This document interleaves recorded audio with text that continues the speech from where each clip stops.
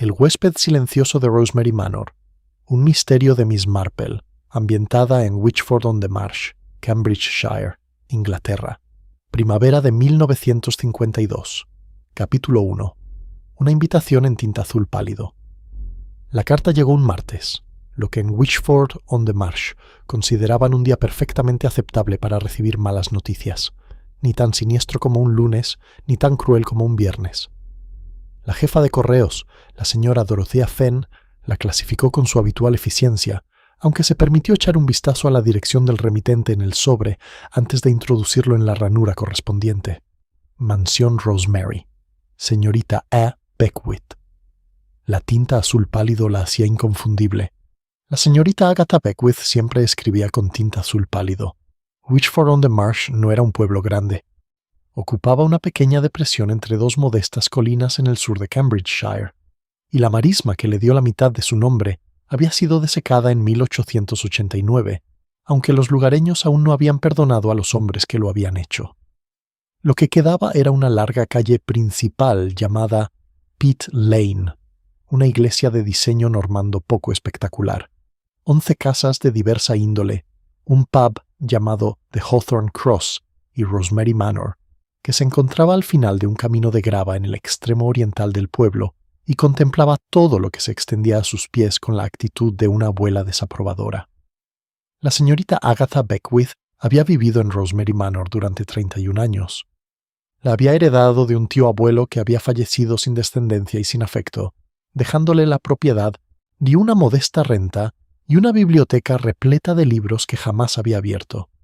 Tenía 64 años, era soltera, de hábitos impecables, y contemplaba el pueblo con ese cariñoso desdén que solo un verdadero observador de la naturaleza humana puede mantener durante décadas sin agotarse.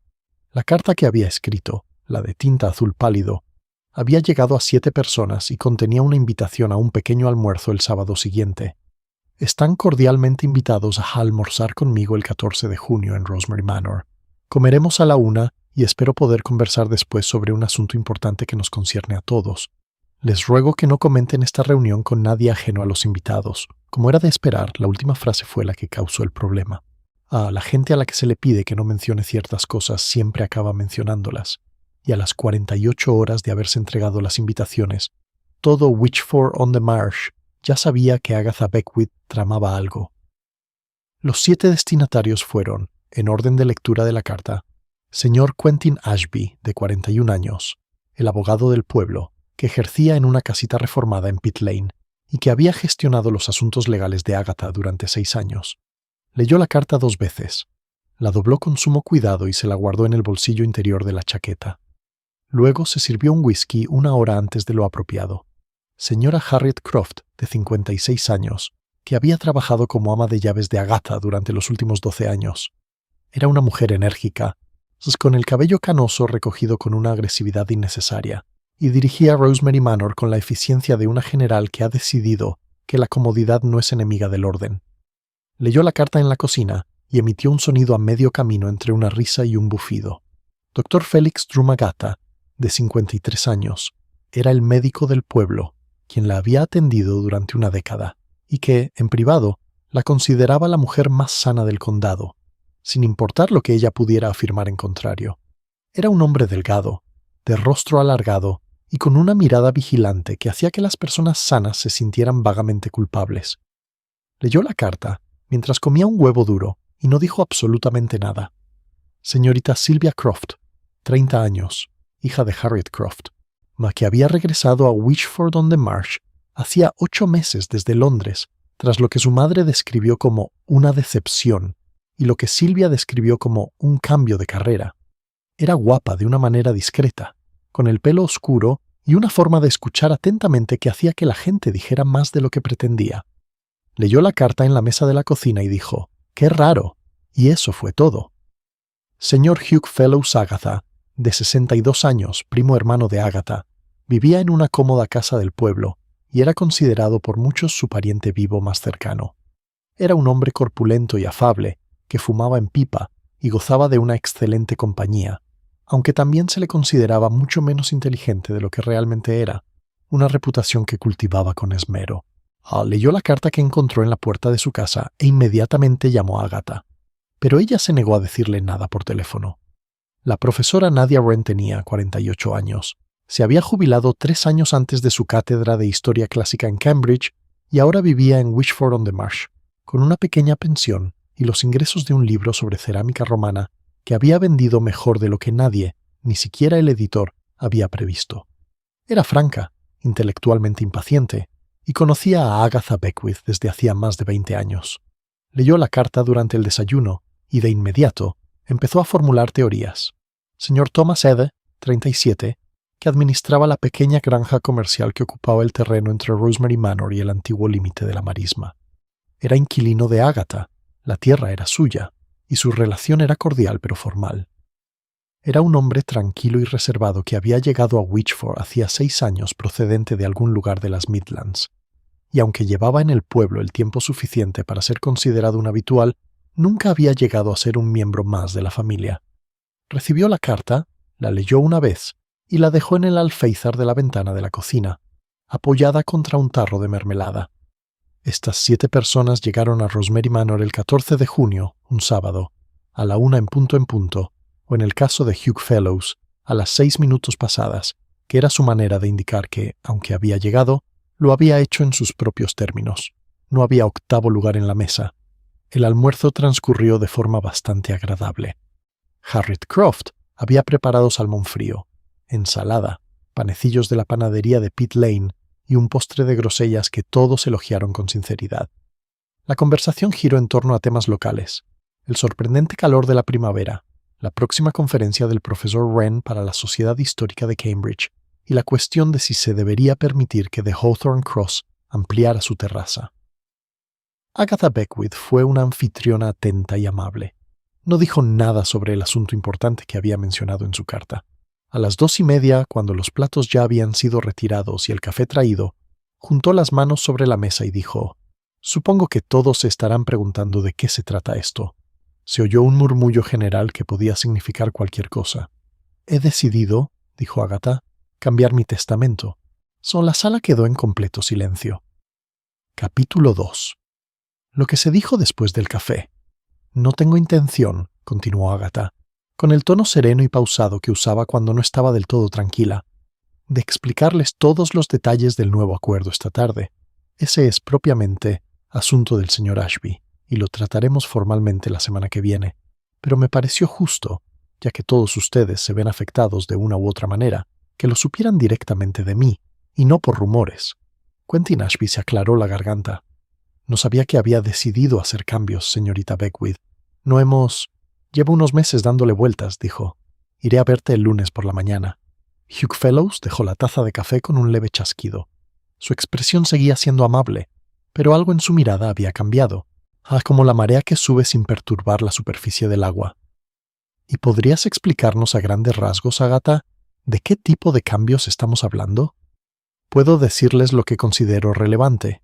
Miró a su alrededor, a Harriet y Sylvia Croft, a Thomas Ede, al Dr. Drew, al profesor Wren, a Hugh. «La herencia no es tan sencilla como parece. Hay algunas cuestiones de antiguas obligaciones que he decidido abordar, y algunas personas que me han servido fielmente y que, en mi opinión, merecen más reconocimiento del que tienen actualmente». Harriet Croft emitió un pequeño sonido y examinó sus manos. «Hugh», añadió Agatha dirigiéndose a su primo, «quiero que sepas que la casa seguirá siendo de la familia. Eso no ha cambiado». Hugh asintió con cautela. «Qué amable de tu parte decirlo». «Pero la tierra», dijo. Y hubo una pausa que duró un instante de más. «Es otra cuestión». Thomas Ede la miró fijamente. Tenía la costumbre de absorber la información sin reaccionar ante ella, como un buen trozo de madera bajo la lluvia. La asimilaba, se transformaba ligeramente, pero no mostraba nada en la superficie. La profesora Wren, que había estado observando a todos con la misma atención sistemática que una vez dedicó a los yacimientos arqueológicos romanos, se inclinó ligeramente hacia adelante. «Agatha, mencionaste viejas obligaciones. ¿Tiene esto algo que ver con una persona o con varias personas?» Agatha Beckwith sonrió, pero no era su sonrisa habitual. Era la sonrisa de una mujer que había guardado un secreto durante mucho tiempo y que, por razones propias, había decidido dejarlo reposar un poco antes de revelarlo por completo. Y hablaremos de los detalles la semana que viene, dijo. Quería que estuviera preparado, no preocupado. Gozo de excelente salud, señor Ashby, así que por favor no me mire así. Simplemente creo en el orden. La reunión comenzó a dispersarse alrededor de las 4. Thomas Edé se marchó primero, agradeciendo brevemente a Agatha, con el rostro impasible. Hugh Fellows se quedó en la entrada, conversando con Agatha con una jovialidad que parecía costarle esfuerzo.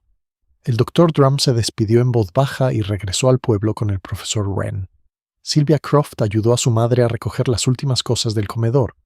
En un momento dado, se detuvo en el umbral y miró la mesa, ahora vacía, con todas las sillas ordenadas en su sitio. ¿Sabías algo de esto?, le preguntó a su madre. Harriet no se dio la vuelta. Sí, yo preparo el té y me encargo de la ropa de cama, Sylvia. Eso es lo que sé hacer. Una persona que no había sido invitada al almuerzo, pero que se enteró de él en las 24 horas siguientes, fue la señorita Jane Marple. Se alojaba en Wishford-on-the-Marsh durante 2 semanas, un arreglo concertado gracias a la amabilidad de una antigua conocida, la señora Peel, que tenía una habitación libre encima de una casita en el extremo oeste de Pitt Lane, y que, a su vez, estaba de viaje visitando a su hija en Ipswich. La casita era cómoda, el jardín estaba bastante bien cuidado, y el pueblo era justo el tipo de lugar que la señorita Marple apreciaba. Lo suficientemente pequeño como para que todo importara, lo suficientemente antiguo como para que todo tuviera raíces. Tenía 71 años, cabello blanco, muñecas delgadas y vestía, como siempre, con la pulcritud discreta de una mujer que consideraba la ropa una cuestión práctica. Tejía, caminaba despacio por Pitt Lane, asistía al servicio dominical en la iglesia normanda y hacía preguntas que sonaban a cortesías. Se enteró del almuerzo en Rosemary Manor por la señora Fenn, la jefa de correos, quien lo mencionó mientras contaba los sellos de la señorita Marple el lunes por la mañana. Por supuesto, nadie sabe exactamente qué dijo, comentó la señora Fenn, pero hay una sensación general de que algo está pasando. La señorita Beckwith no es de las que convocan a gente sin motivo. No, asintió la señorita Marple guardando sus sellos. Parece una mujer muy sensata. Oh, sí que lo es. Un poco dura, quizás, pero justa. No es fácil, pero es justa. ¿Y las personas a las que invitó, todas están conectadas con ella de diferentes maneras? El abogado y el médico, sí, y su primo, el señor Fellows, y el ama de llaves y su hija, y el profesor Wren, el vecino de la calle, y el señor Ede, el de la granja. La señora Fenn los enumeró, 7 en total, y luego los llamó a todos a almorzar el sábado y, al parecer, dijo algo sobre cambiar su testamento. Bajó la voz, aunque no había nadie más en la tienda, lo cual ha puesto a todos bastante nerviosos, como se puede imaginar. La señorita Marple dijo que todo sonaba muy natural y nada sorprendente, y la señora Fenn coincidió en que probablemente lo era, y la señorita Marple caminó a casa por Pitt Lane con la atención precisa y silenciosa de una mujer que ha escuchado la primera nota de una pieza musical y ha reconocido su tonalidad. Capítulo 3. Antes de que la mañana comenzara como es debido, el martes transcurrió sin incidentes. El miércoles por la mañana, Harriet Croft llegó a Rosemary Manor a las 7:15, como siempre, y encontró la puerta de la cocina abierta, lo cual no era inusual, ya que tenía su propia llave, y Agatha solía dejar las cosas sin llave de madrugada. Puso la tetera, preparó la bandeja del desayuno y fue a llamar a Agatha a las 7:30. Agatha no respondió. La puerta del dormitorio no estaba cerrada con llave. Harriet la abrió y encontró a Agatha Beckwith tumbada en la cama, con el aspecto de una mujer que se había dormido y en algún momento de la noche había decidido no volver a despertar. Tenía las manos cruzadas sobre las sábanas, no de la forma ordenada en que alguien las ha colocado, sino simplemente cruzadas. Como una mujer pulcra podrías hacerlo después de leer, antes de cerrar los ojos. El Dr. Drum llegó a Rosemary Manor a las 8. Examinó a Agatha minuciosamente y dijo, con la cuidadosa neutralidad de un médico que no desea alarmar sin pruebas, que no podía determinar de inmediato la causa de la muerte y que, dadas las circunstancias, el almuerzo, el testamento, los invitados reunidos, sería apropiado solicitar una autopsia. Esta solicitud se hizo al sargento detective Roy Gilpin de la policía de Cambridgeshire, quien llegó a Wishford-on-the-Marsh a las 9:30 e inmediatamente identificó a Hugh Fellows como la persona más obvia a contactar, ya que se había comprobado que era el pariente vivo más cercano y un hombre de cierta posición social. A las 11 en punto, el pueblo ya sabía que Agatha Beckwith había muerto.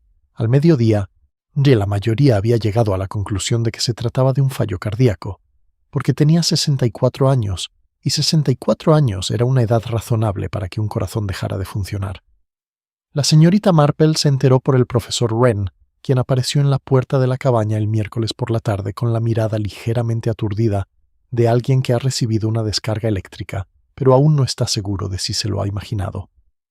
El sábado estaba perfectamente bien, dijo el profesor Wren, sentado en el salón de la señora Peel, mientras aceptaba una taza de té con el gesto automático de quien está absorto en sus pensamientos. Conozco a Agatha desde hace 20 años. No era el tipo de mujer que muere repentinamente y sin previo aviso. ¿Qué clase de mujer era?, preguntó la señorita Marple. Decisiva, organizada. El tipo de persona que se planea sus propios inconvenientes para no pillar desprevenidos a los demás.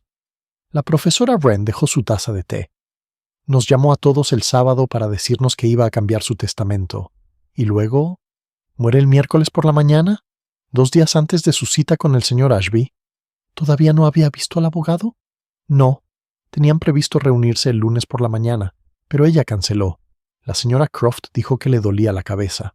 Algo muy raro en ella. Así que se pospuso para el jueves. El profesor miró fijamente a la señorita Marple. No se ha firmado nada. El Nuevo Testamento nunca se redactó. La señorita Marple volvió a llenar la taza de té y dijo con suavidad: «Supongo que nadie sabe exactamente qué pretendía cambiar, ¿verdad? ¿Dijiste que se trataba de obligaciones y tierras?» Fue muy cuidadosa al respecto.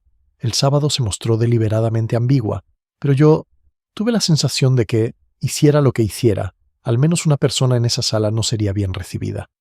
El profesor Wren hizo una pausa, posiblemente más de una. «El Viejo Testamento», dijo la señorita Marple. «¿Sabes lo que contiene?» «En líneas generales, la casa para Hugh, como familiar más cercano. Creo que la mayor parte del terreno también será para él, con algunos legados para Harriet Croft y otros. Quentin Ashby conocería los detalles». La señorita Marple asintió, moviendo lentamente sus agujas de tejer. «Señorita Marple», dijo la profesora Wren con la franqueza propia de una mujer acostumbrada a la precisión académica. «La busqué. Después de que la señora Peel mencionara que se hospedaba aquí, sé quién es usted». «Soy una señora jubilada de St. Mary Mead», dijo la señorita Marple sin levantar la vista. «Eres mucho más que eso». El profesor Wren la observó con una mezcla de curiosidad y alivio. «No creo que Agatha muriera de causas naturales». «No», dijo la señorita Marple tras una breve pausa. «Yo tampoco». Capítulo 4. La composición de una habitación.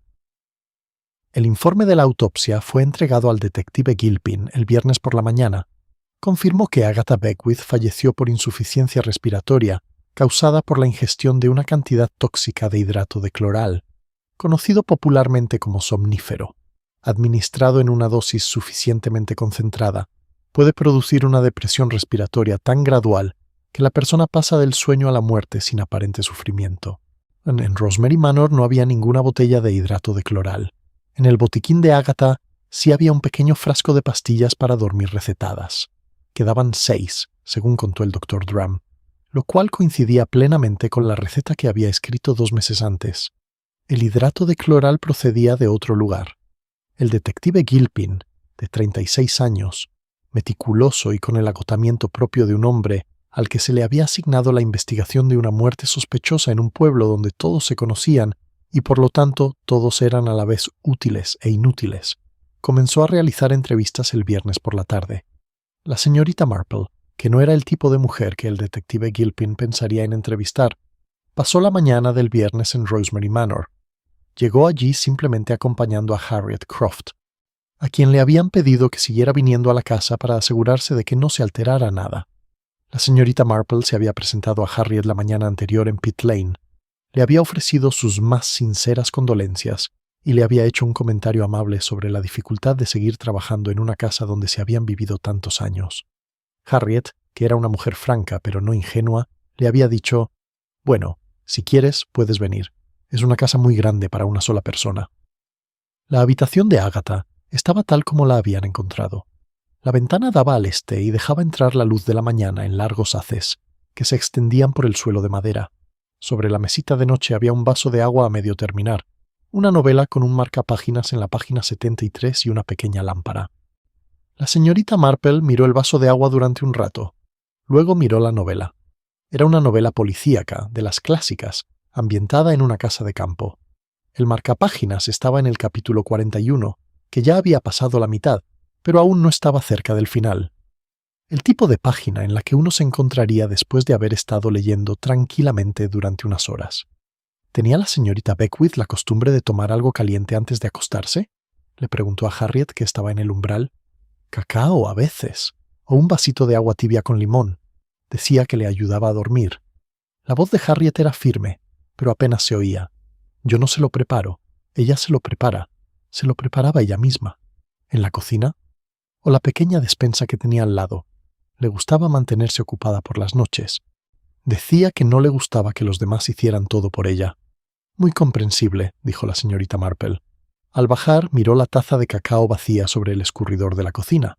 Ya la había enjuagado, presumiblemente la propia Agatha, antes de acostarse. La policía la había examinado y se encontraron restos de cacao e hidrato de cloral. Alguien había puesto la droga en el cacao de Agatha, lo que significaba que alguien había estado en la casa. La cocina estaba impecable. Harriet no la había tocado desde el miércoles, salvo la tetera y los utensilios para el desayuno. La señorita Marple la recorría lentamente, observándolo todo con la pausada paciencia de quien examina un jardín cuyas plantas han brotado de forma inesperada. Había 7 sillas en la mesa de la cocina.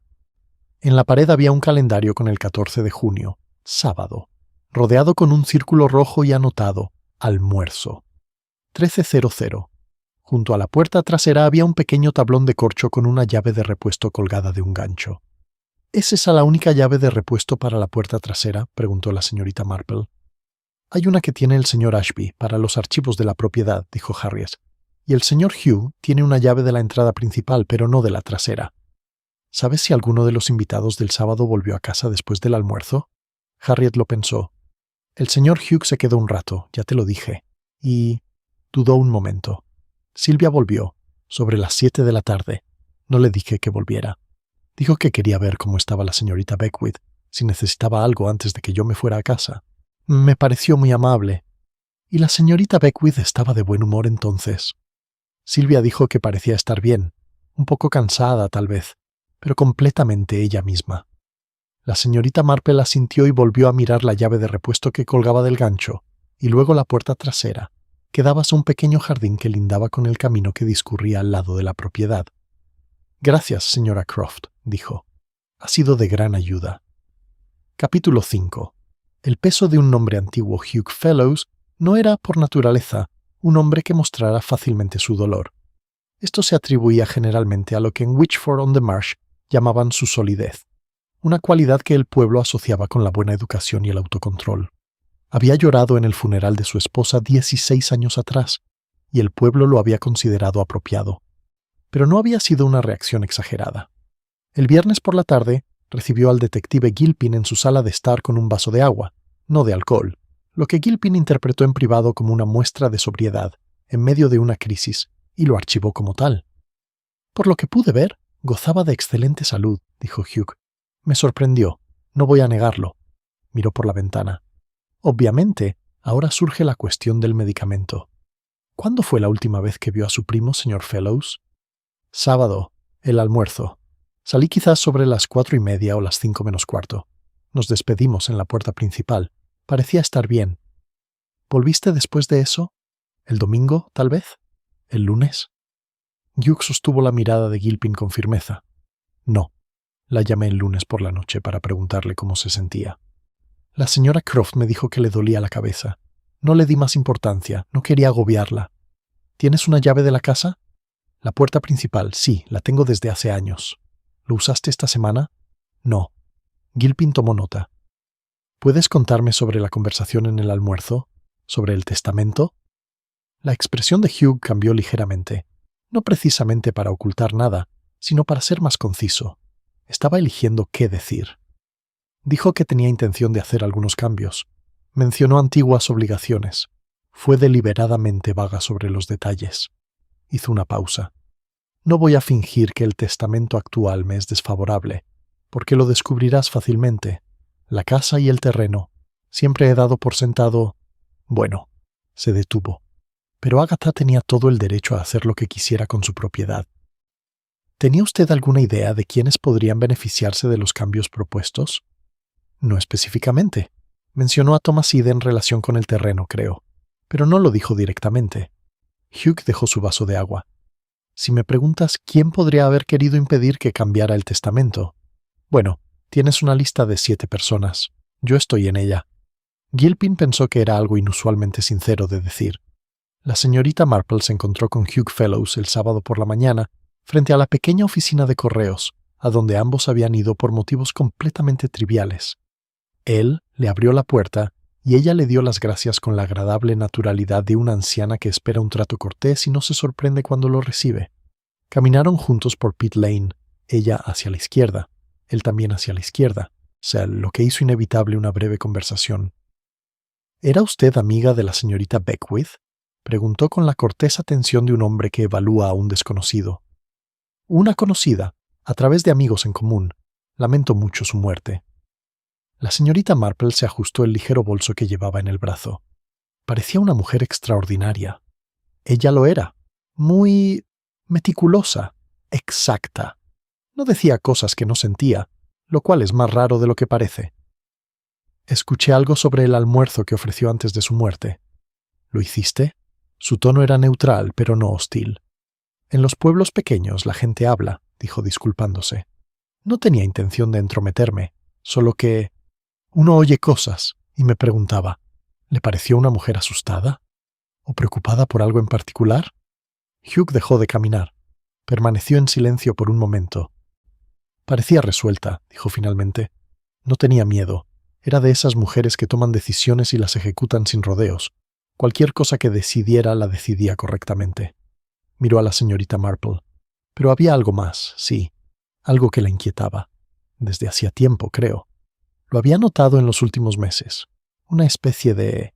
no agitación, exactamente. Más bien preocupación. ¿Como si estuviera tramando algo?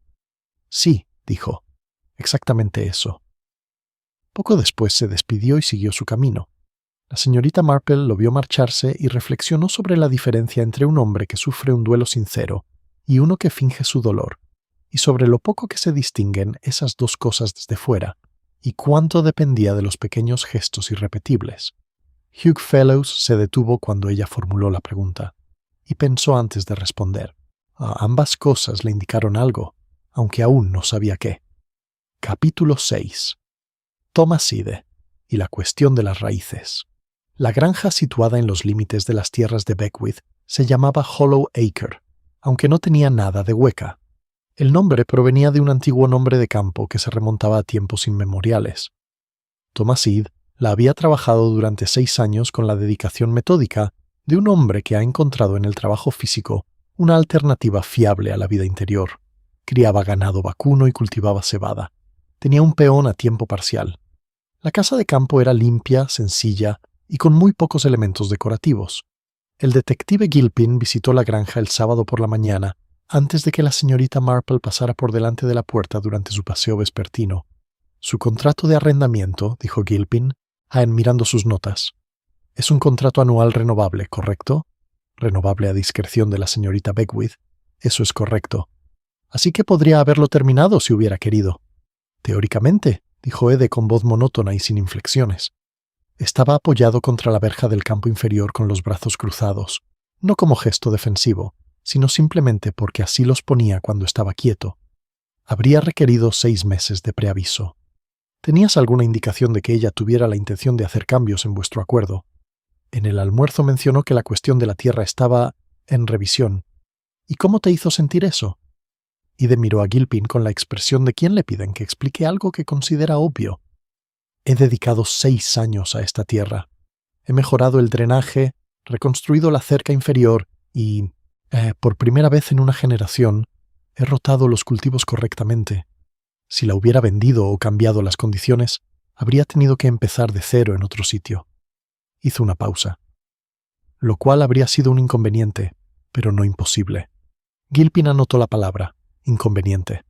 ¿Regresaste a Rosemary Manor después del almuerzo del sábado? No. ¿Tienes una llave? No No tengo ningún motivo para entrar en la casa. ¿Alguien puede confirmar dónde estuvo el martes por la noche? Id pensó. Yo estaba aquí. El peón, Dawes, se fue a las 5. Después de eso, me quedé solo. ¿Toda la noche? Caminé por el campo de abajo sobre las 9. Solo. Luego leí. Luego dormí. Era una coartada falsa. El relato honesto de la solitaria noche de un hombre. Gilpin la escribió sin quedar satisfecho. La señorita Marple conoció a Thomas Id no por casualidad, sino porque paseaba por el camino que pasaba junto a Hollowacre, y él estaba reparando un tramo de la puerta que, al parecer, llevaba tiempo dando problemas. Él la saludó con un gesto de cabeza. Ella se detuvo a admirar el ganado del campo inferior, que le pareció realmente admirable, pues eran dóciles Herefords, y así comenzó la conversación. «Llevas aquí 6 años», dijo. «Entonces debes haber visto cómo ha cambiado el pueblo».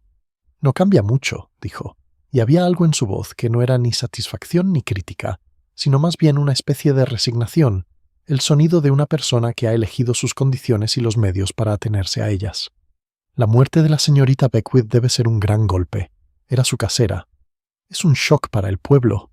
Ella era una persona muy particular. Accionó la bisagra de la puerta un momento.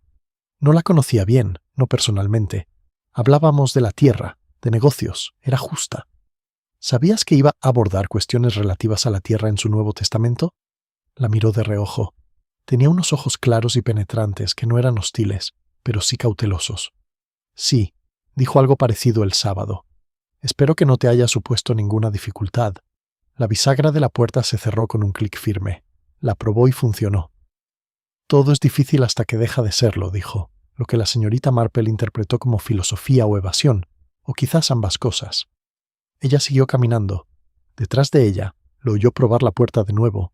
La abrió y la cerró 2 veces, una vez más de lo necesario para confirmar que estaba arreglada. Pensó en las personas que hacen 2 pruebas, normalmente porque no confían en el primer resultado. Capítulo 7. Lo que Sylvia Croft no dijo. Sylvia Croft había regresado a Witchford-on-the-Marsh en octubre del año anterior, tras 3 años en Londres trabajando primero en una agencia de publicidad y luego, el cambio de carrera que describió su madre, en una pequeña agencia literaria en Bloomsbury. La agencia había cerrado. El hombre que la dirigía había resultado ser poco fiable en varios aspectos. Había vuelto a casa sin dar explicaciones, y nadie le presionó para que las diera, porque su madre, en el fondo, era una mujer que valoraba más la presencia que la narrativa. El sábado por la tarde, ella estaba ayudando al detective Gilpin en el comedor de la casa rural Croft, y él la percibió como la más reservada de los 7 testigos, de lo cual era diferente a ser cautelosa. Respondió a las preguntas de forma completa y sin evasivas aparentes, pero las organizó de una manera que denotaba reflexión, como si se tratara de un mueble colocado con esmero. «¿Regresaste a Rosemary Manor el martes por la noche?», dijo Gilpin. «Sí, sobre las 7. ¿Por qué?» Quería ver cómo estaba la señorita Beckwith. El sábado parecía preocupada. Pensaba en lo que había dicho sobre el testamento y las obligaciones, y me preguntaba si tendría con quién hablar. «¿Te habló?» «Tomamos una taza de té», dijo Silvia. En realidad estaba menos preocupada de lo que esperaba. Parecía resuelta, esa es la palabra, como si hubiera hecho las paces con algo. ¿De qué hablaron? Sobre todo del pueblo, mis planes. Ella estaba interesada en saber si iba a buscar trabajo en Cambridge. Tenía pensado sugerirme que hablara con el profesor Wren sobre algo en la universidad. Una pausa. Y mencionó algo sobre una carta que iba a escribir. No dijo a quién. Gilpin levantó la vista. ¿Una carta? Dijo que necesitaba escribir una carta antes de ver al señor Ashby el jueves, que algunas cosas debían quedar por escrito incluso antes de los trámites legales. ¿Y esta carta fue encontrada? No lo sé, dijo Silvia. No me quedé mucho tiempo. Tomamos el té y luego me fui. Al final no se encontró ninguna carta en el escritorio de Agatha Beckwith, ni en ningún otro lugar de la casa. El detective Gilpin la examinó minuciosamente, como era su costumbre, pero no pudo determinar si no se había escrito ninguna carta, si se había enviado antes del martes por la noche, o si la habían retirado. La señorita Marple pensó en la carta el sábado por la noche, sentada en el jardín de la señora Peel, mientras la larga luz de junio se desvanecía lentamente en un cálido crepúsculo. Sylvia Croft era una joven interesante, no necesariamente por sospecha alguna, sino porque poseía esa cualidad de quien, tras presenciar algo significativo, decide describir todo lo que lo rodea en lugar de la cosa en sí. Era el equivalente literario de pintar un marco y dejar el lienzo en blanco. Todo estaba preciso y colocado, pero había una forma en el centro que la descripción eludía. Además, como señaló la señorita Marple, ella había sido la última persona conocida en ver con vida a Agatha Beckwith. Capítulo 8. Una visita al abogado. La señorita Marple no tenía motivo alguno para acudir a Quentin Ashby, el abogado. No era clienta suya, no tenía ningún asunto legal que tratar, y él estaba ocupado con una investigación sobre una muerte sospechosa que le exigía mucho tiempo y presumiblemente le ponía los nervios de punta. De todas formas, fue porque había descubierto, a lo largo de toda una vida involucrada en asuntos que no le concernían estrictamente, que la audacia acompañada de un aire de leve ambigüedad producía los mejores resultados. El lunes por la mañana lo encontró en su escritorio, en la oficina de su casa de campo, rodeado de archivos y con aspecto de haber dormido mal. Era más joven de lo que esperaba. Pensó que aún no tenía 45 años, aunque su expresión de cansancio le añadía algunos. «Siento muchísimo molestarle», dijo desde la puerta. «Soy Jane Marple. He estado de vacaciones en el pueblo y entiendo que usted quizás sepa algo sobre una amiga mía. Bueno, una amiga de amigas, la señorita Agatha Beckwith». Ashby la miró con la cautela automática de un abogado entrenado para no revelar nada, pero había algo más en su mirada. No exactamente sospecha. Más bien era la mirada de un hombre que carga con algo pesado y espera que alguien, quien sea, reconozca su peso. «Por favor, siéntese», dijo. Ella se sentó. «No puedo hablar de la herencia», dijo de inmediato. «No, por supuesto que no. Ni se me ocurriría preguntar». Miró a su alrededor en su despacho, que estaba bien organizado, como una mente ordenada, no como una mente vacía. Tenía curiosidad, y dime si esto es impertinente, por saber si la señorita Beckwith te había parecido últimamente algo ansiosa o urgente. Me enteré del almuerzo, claro, y parece que tenía muy claro lo que quería. Ashby guardó silencio por un momento, miró el archivo sobre su escritorio sin verlo. «Me llamó el jueves antes del almuerzo», dijo finalmente. «Me dijo que iba a comunicar a las partes implicadas que se avecinaba un cambio y que quería que estuviera preparado para redactar un documento completamente nuevo cuando llegara el lunes». Dijo... Se detuvo. «¿Sí?», preguntó la señorita Marple con suavidad. Dijo que recientemente había descubierto información que había cambiado su comprensión de la historia de su familia y que tenía la intención de enmendarlo. Miró a la señorita Marple. Le insistí para que me diera detalles. Dijo que me lo explicaría todo el lunes. Pero no vino el lunes. El dolor de cabeza. La señora Croft llamó a las 8:30. Apretó los labios. Y luego, ¿es el miércoles? Sí. Ashby cogió un bolígrafo y lo dejó sobre la mesa. He estado intentando recordar todo lo que dijo en aquella llamada del jueves, por si acaso es relevante. Hubo algo que me pareció extraño en aquel momento, dijo. Debería haber hecho esto hace años. Me alegro mucho de haberme enterado antes de que fuera demasiado tarde. Lo cual es inusual, ¿no? Descubrió algo. No heredó la información, la descubrió. La señorita Marple guardó esa idea en su memoria, con la atención que merece una mujer que comprende la diferencia entre lo que se dice y lo que se quiere decir, y cuán grande puede ser a veces esa diferencia. Una cosa más, dijo mientras se marchaba. La llave de repuesto de la puerta de la cocina de Rosemary Manor. Creo que usted tiene una. Ashby la miró. Sí, tengo una llave de la propiedad. Para los archivos del estudio. ¿Y lo has tenido en tu poder toda esta semana? Abrió el cajón de su escritorio y levantó una llave etiquetada atada a un cordel trenzado. Toma, dijo. No se ofendió por la pregunta, que también le decía algo a ella. Gracias, dijo la señorita Marple. Ha sido usted muy amable. Capítulo 9. La biblioteca del profesor Wren. La casa de Nadia Wren, la alquilaba. Nunca había tenido una propiedad y no tenía intención de tenerla. Era todo lo contrario a Hollowacre. Desordenada, cálida, repleta de libros y papeles, organizada según un sistema totalmente legible, para su dueña e incomprensible para todos los demás. Para entonces, ella y la señorita Marple habían desarrollado algo entre una alianza y una relación laboral. Wren, con sus marcos analíticos y su conocimiento de la historia de Agatha Beckwith, y la señorita Marple con su comprensión de la naturaleza humana y su capacidad para hacer preguntas que no parecían preguntas. El lunes por la tarde, se sentaron en el estudio de Wren, rodeados de pilas de libros y 2 tazas de té que se estaban enfriando. He estado pensando en lo que dijo Agatha, dijo Wren. Viejas obligaciones, la tierra, esa frase, nos concierne a todos. No se refería solo a nosotros 7, se refería a algo más importante. Sacó una carpeta de la pila que tenían a su derecha. He estado investigando. La familia Beckwith es propietaria de esas tierras desde mediados del siglo XIX. Hubo una venta alrededor de 1920, durante los años de la guerra. La finca se redujo. Se vendieron algunas de las parcelas exteriores. Se conservó la tierra que cultiva Thomas Ide. ¿Quién compró el resto?, preguntó la señorita Marple. Ahí es donde la cosa se pone interesante, dijo Wren, abriendo la carpeta. Varios paquetes fueron enviados a una familia llamada Ide. La habitación estaba en silencio. ¿La familia de Thomas Ide?, preguntó la señorita Marple. Creo que sí. La cronología coincide. Su abuelo pertenecía a la generación adecuada. Vendió tierras de cultivo en las Midlands y compró una parcela aquí. Y luego, y aquí es donde pierdo el hilo, la parcela que compraron se revendió en 1937, en circunstancias que no he podido esclarecer. Miró a la señorita Marple. ¿Y si Agatha descubriera que la familia Ide tenía un derecho original sobre esas tierras? ¿O que habían sido desplazados de ellas de alguna manera? ¿Y si decidiera investigar el asunto? La señorita Marple guardó silencio por un instante. «Oh», dijo, «¿y si no se tratara de una reclamación de propiedad? ¿Y si no de algo más personal? ¿Algo relacionado con el motivo por el que se vendió el terreno en 1937? ¿Qué quieres decir?» La señorita Marple pensó en las palabras de Ashby.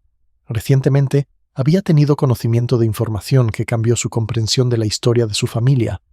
A veces, lo que parece un asunto legal es en realidad un asunto humano. Wren la miró atentamente. ¿Crees que hay una relación aquí, entre la familia de Agatha y los Edes?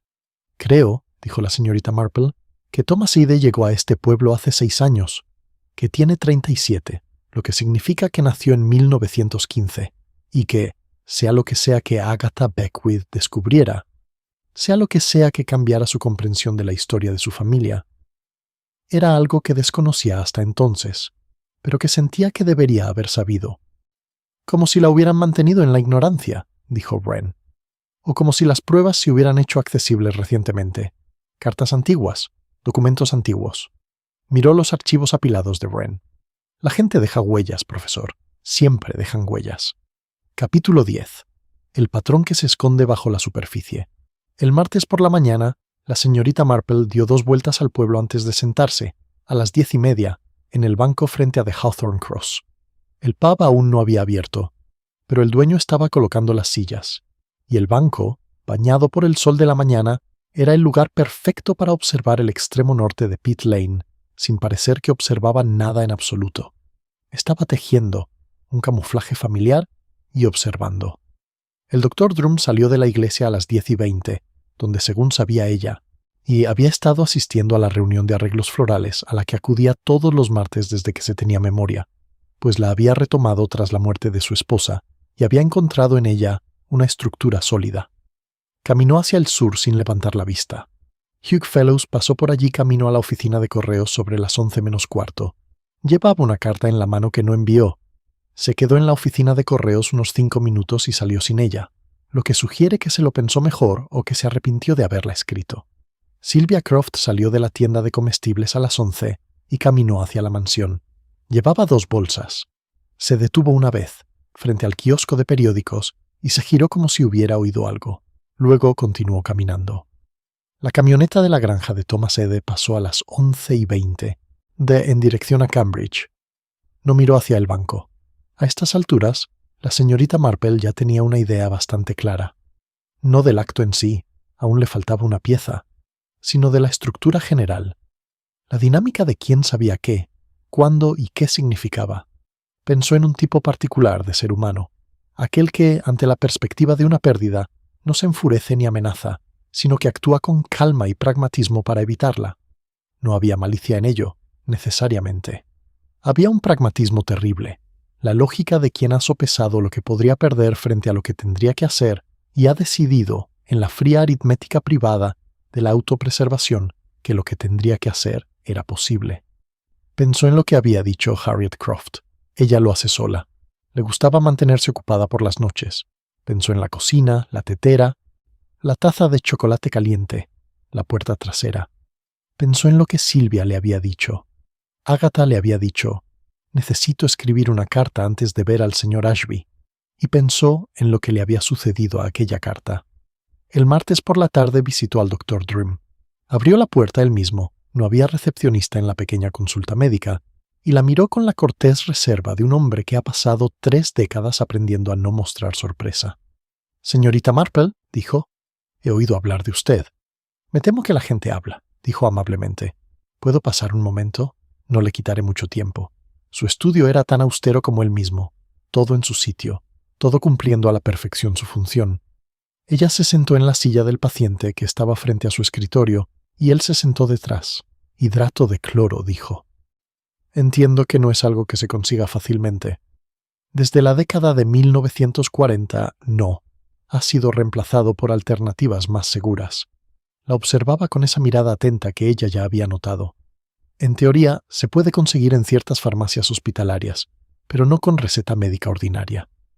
«¿Podría alguien con formación médica obtenerlo sin dificultad?» Una pausa. «¿Alguien con acceso a un dispensario antiguo o a una instalación que lo conservaba con fines legítimos, posiblemente?» «¿Lo guardas tú mismo?» Otra pausa, esta vez más larga. «No», dijo.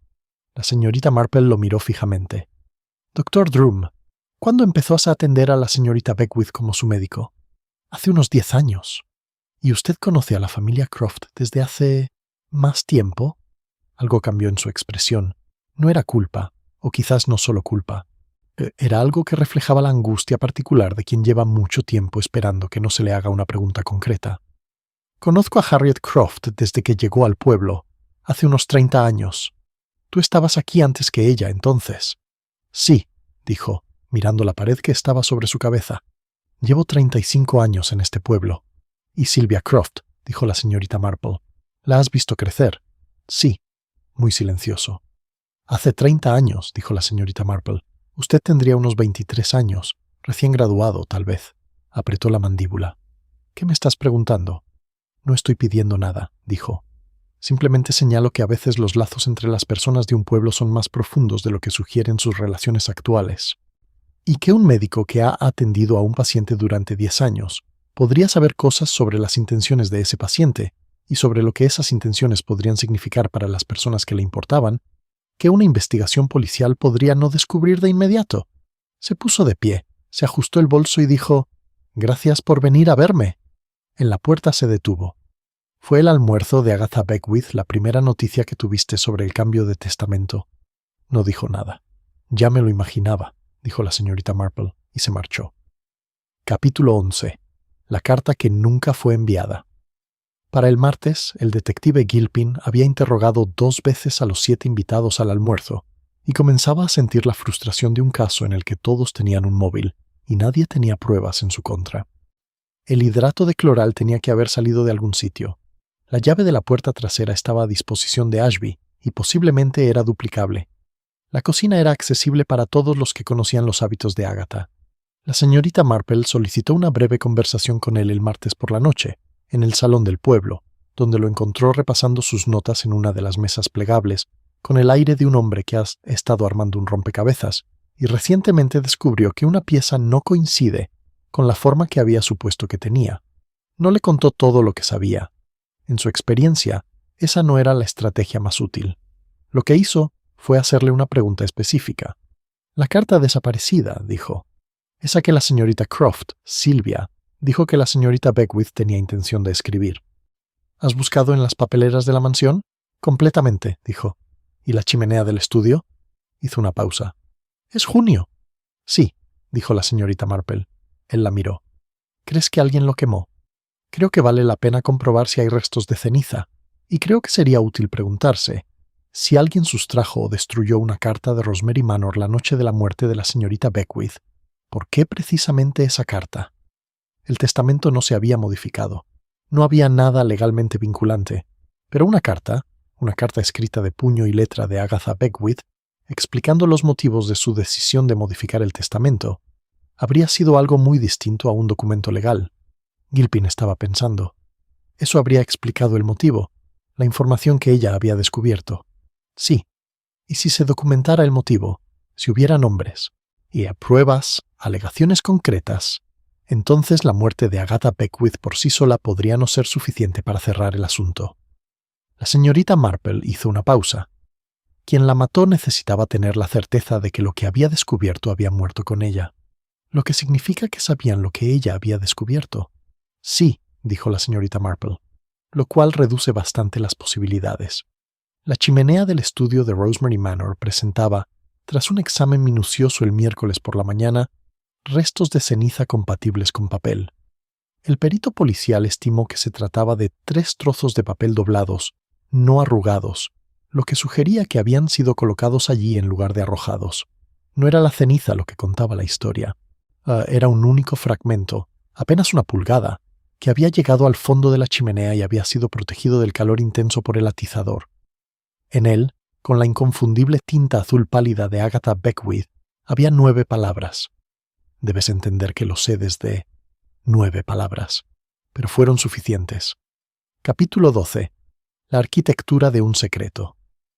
La señorita Marple se sentó con el profesor Wren el miércoles por la tarde y le expuso lo que había entendido. El abuelo de Thomas Ede compró parcelas de terreno en Beckwith a principios de la década de 1920 y luego las revendió en 1937, dijo. Eso ya lo sabes. ¿Pero por qué? Probablemente dificultades financieras. O coacción, dijo la señorita Marple. Agatha Beckwith afirmó haber descubierto algo que cambió su comprensión de la historia de su familia. Creo que su padre, o su tío abuelo, quien le dejó la propiedad, pudo haber presionado a la familia Ede para que vendieran las tierras, a un precio desfavorable, quizás durante un periodo en el que ya eran vulnerables. Wren estaba callado. Thomas Ede lo sabe, continuó la señorita Marple. O al menos sabía algo al respecto, lo suficiente como para venir a Witchford-on-the-Marsh a alquilar las tierras que, según una contabilidad justa, deberían haber pertenecido a su familia. Posiblemente con la intención de demostrar la injusticia original y que se corrigiera. Hizo una pausa. O simplemente para estar cerca del lugar. Y Agatha encontró pruebas de ello. Creo que encontró documentos, cartas antiguas tal vez, o registros financieros de la venta de 1937. Comprendió su significado y decidió, siendo una mujer de principios, abordar el asunto. Repararlo, como le dijo al señor Ashby. La señorita Marple dejó su té. Sospecho que su intención con el Nuevo Testamento no era simplemente legar la tierra a Ede, sino reconocer formalmente su historia, dejar constancia de que la familia Beckwith no la había adquirido de forma del todo justa, y que su acto era de restitución, no de caridad. Eso habría sido humillante para el apellido Beckwith, dijo Wren lentamente, especialmente para Hugh Fellows, que ha pasado su vida como el heredero caballeroso. Sí, pero no necesariamente un motivo suficiente para un asesinato. La señorita Marple miró sus manos. Lo que sí sería un motivo suficiente sería algo más, algo que fuera más allá de la propiedad. Se quedó callado un momento, y luego le contó al profesor Wren lo que había averiguado sobre el Dr. Droom, Harriet Croft y un niño nacido hacía 30 años. Wren escuchó sin interrumpir. Cuando la señorita Marple terminó, permaneció muy quieta. ¿Crees que Sylvia Croft es? Creo que es posible, dijo la señorita Marple con cautela, que el descubrimiento de Agatha Beckwith no se limitara a una cuestión de propiedades. Creo que la carta que escribía antes de morir iba dirigida a Sylvia Croft, y creo que alguien, ni Thomas Ede ni Hugh Fellows, sabía exactamente lo que contenía esa carta. Capítulo 13. La pregunta correcta, finalmente formulada. Era jueves por la mañana cuando la señorita Marple fue a ver a Harriet Croft a la cabaña. Harriet estaba en la cocina, como casi siempre que estaba preocupada. El movimiento era su consuelo, y la cocina le proporcionaba el lugar más seguro para moverse. Estaba haciendo pan, que no necesitaba y que iría a parar a los vecinos, quienes habían estado llevando platos de comida durante toda la semana, como suele ocurrir en un pueblo que expresa su cariño a través de la comida. Ella levantó la vista cuando la señorita Marple apareció en la puerta y dijo: «Me preguntaba cuándo vendrías». La señorita Marple estaba sentada a la mesa de la cocina. No dijo nada de inmediato.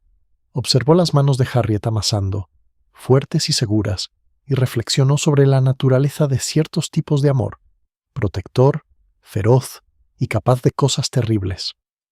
«Silvia no lo sabe», dijo Harriet. No era una pregunta. «No creo que lo haga», dijo la señorita Marple. Nunca lo ha hecho. Harriet golpeó la masa con fuerza una vez. Ese era el acuerdo, desde el principio. La señorita Marple asintió lentamente. 30 años atrás, una joven, soltera, sola, trabajando en un pueblo, y un médico recién graduado, solitario y sin ataduras, y un bebé nacido y registrado con el nombre de la madre, sin el nombre del padre en el documento. No era una situación inusual, pero el médico se había quedado. Había encontrado razones para permanecer en Witchford-on-the-Marsh durante 35 años.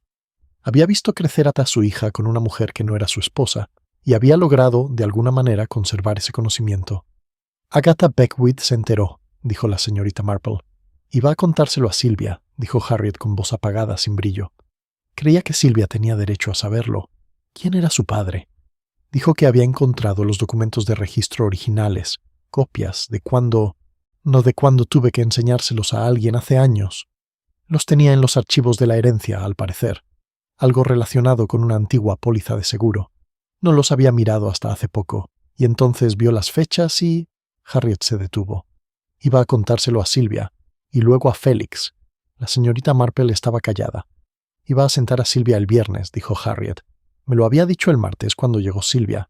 Iba a decirle que Félix Drew era su padre, y que creía que todos los implicados merecían saber la verdad antes de que se redactara ningún documento. Todavía tenía las manos en la masa. Tenía la idea de que todo sería perfecto, que hablarían entre ellos, se entenderían y todo se resolvería. Algo parecido al desprecio cruzó el rostro de Harriet, como si 30 años pudieran resolverse con una taza de té. Sí, señora Croft, dijo la señorita Marple con cautela. ¿Sabía el doctor Drum que la señorita Beckwith se había enterado de esto? Un silencio. Él lo sabía, dijo Harriet. Ella se lo contó. El domingo por la noche lo llamó. Pensó que merecía oírlo de ella primero, antes de que lo oyera de Silvia. Harriet miró entonces a la señorita Marple directamente, y sus ojos eran los de una mujer que había sido víctima y perpetradora de algo para lo que nunca había encontrado palabras. Me lo contó el lunes por la mañana. Vino aquí y me lo contó. Y entonces, dijo la señorita Marple con suavidad. ¿Qué pasó? Capítulo 14. Ante la chimenea. Lo que sucedió, tal como lo contó Harriet Croft, y como lo confirmó la posterior investigación del detective Gilpin, fue lo siguiente. Felix Drum llamó por teléfono a Harriet Croft el lunes por la mañana y le contó lo que Agatha le había dicho. Él no fue. Harriet lo dejó bien claro, y la señorita Marple le creyó. Félix no fue quien propuso lo que se hizo. Llamó en un estado de agitación que no era de cálculo, sino de pánico. El pánico de un hombre que has mantenido una vida privada durante 30 años y ahora la ve expuesta de la forma más completa posible. Harriet había escuchado, y luego había dicho, «Yo me encargo». Él no entendió a qué te referías con eso, dijo la señorita Marple. No. Muy callado. No habría querido saberlo. Había ido a Rosemary Manor el lunes por la noche, no a una hora inusual, ya que siempre iba por las noches para comprobar que todo estuviera en orden. Había usado su propia llave para la puerta trasera. Había añadido una infusión concentrada, algo que había conseguido años atrás, guardado para emergencias, pero que nunca había usado, al pequeño recipiente de cerámica donde Agatha guardaba su cacao en polvo nocturno. No el cacao en sí, que podría haber sido usado por otra persona, el recipiente, el hábito nocturno particular de Agatha. La tetera ya estaba limpia cuando llegó la policía, dijo la señorita Marple. Harriet la había enjuagado, o quizás Agatha misma. No estaba claro cuándo, pero la señorita Marple creía que había sido Harriet, tal vez el miércoles por la mañana, en los primeros minutos antes de subir a su habitación. No lo planeé con mucho cuidado, dijo Harriet. No parecía ni orgullosa ni avergonzada, solo agotada. Lo pensé durante unas 2 horas y luego lo hice. Y el martes por la noche, cuando llegó Silvia, no sabía que Silvia iba a ir. Harriet apretó la mandíbula. Si lo hubiera sabido, habría... Se interrumpió. Agatha le mencionó la carta a Silvia, que iba a escribirle algo. Y cuando Silvia me lo contó, volví el miércoles por la mañana temprano, antes de mi hora de entrada, y la encontré en el estudio. 3 páginas. Miró la masa de pan. La quemé en la chimenea antes de subir a buscarla. La señorita Marple permaneció en silencio durante un largo rato. Silvia no sabe nada, repitió Harriet. Nada de Félix, nada de nada. Ella tendrá que saber algo de eso, dijo la señorita Marple. Cuando esto salga a la luz. Lo sé, dijo Harriet, cubriendo la masa con un paño. Sus movimientos eran precisos, ensayados, definitivos. He estado pensando en eso, en lo que pensará de mí.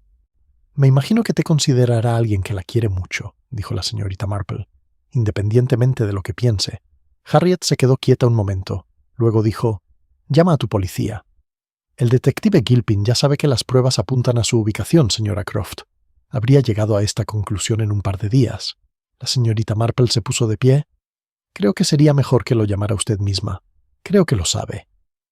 Harriet Croft apoyó las manos planas sobre la mesa. Por primera vez desde que la señorita Marple había entrado en la cocina, parecía una mujer, no un mero objeto. Conservaba su vitalidad, pero ahora se había vuelto hacia adentro, conteniendo algo, no derrochándola. «Sí», dijo, «le llamaré». La señorita Marple se dirigió a la puerta y se detuvo, como a veces hacía, porque generalmente había algo más que merecía la pena decir. «En mi opinión», dijo, «Agatha Beckwith no era, en definitiva, una mujer cruel. Creo que creía sinceramente que la verdad, una vez conocida, conduciría a la resolución. Puede que se equivocara en el método, pero no creo que se equivocara en la intención». «Eso no ayuda a Silvia», dijo Harriet. «No», asintió la señorita Marple. «No lo es». Capítulo 15. El pueblo se rinde. Nadie presenció la detención de Harriet Croft el jueves por la mañana, porque el detective Gilpin tuvo la sensatez de llegar en un coche común y corriente y de hacer que todo transcurriera con la menor polémica posible, lo cual era más difícil en Witchford-on-the-Marsh que en Cambridge, pero no imposible. El pueblo se enteró por la tarde, y la reacción fue la compleja que suele producirse cuando la persona acusada de un delito grave es alguien que, durante décadas, ha sido una presencia confiable e incluso apreciada. Hubo un periodo de incredulidad, luego un periodo de sombrío debate, y finalmente la particular contención de una pequeña comunidad que intenta asimilar algo que no logra comprender del todo. Hugh Fellows habló muy poco públicamente sobre el asunto. En privado, la señorita Marple tenía motivos para creer que estaba profundamente afectado, tanto por la muerte de su primo como por la revelación de lo que Agatha pretendía hacer con el testamento. Si impugnaría la herencia ahora, sin un nuevo testamento, era asunto de Quentin Ashby y los tribunales de sucesiones. No era algo que preocupara a la señorita Marple, más allá de la observación de que probablemente la ley se impondría de una manera que no satisfaría completamente a nadie.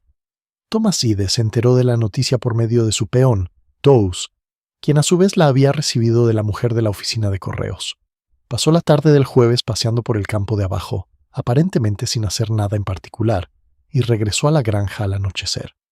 Todo aquello que Agatha pretendía enmendar en el Nuevo Testamento, cualquier restitución que hubiera planeado, había muerto con ella, sin quedar plasmado por escrito.